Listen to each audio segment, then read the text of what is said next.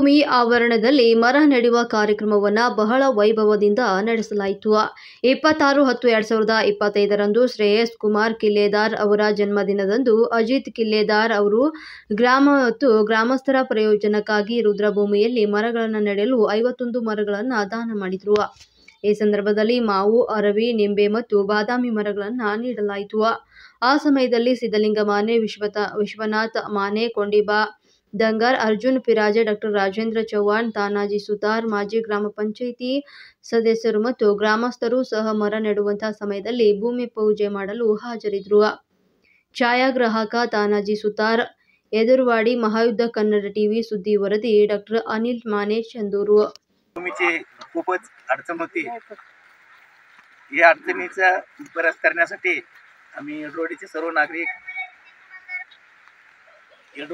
नागरिक आम्ही सर्व सरकारकडून काही अनुदान मिळते का याच्यासाठी सन्माननीय आमदार गणेशअण्णा हुक्केरी आणि आमदार प्रकाशअण्णा हुक्केरी यांच्याकडे आम्ही चौकशी केली. तेव्हा त्या दोघांनी भरपूर प्रयत्न करून या ठिकाणी स्मशानभूमी मंजूर केली.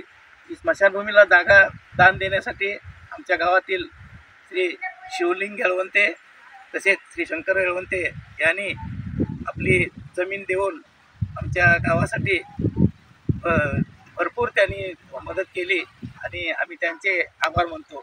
आज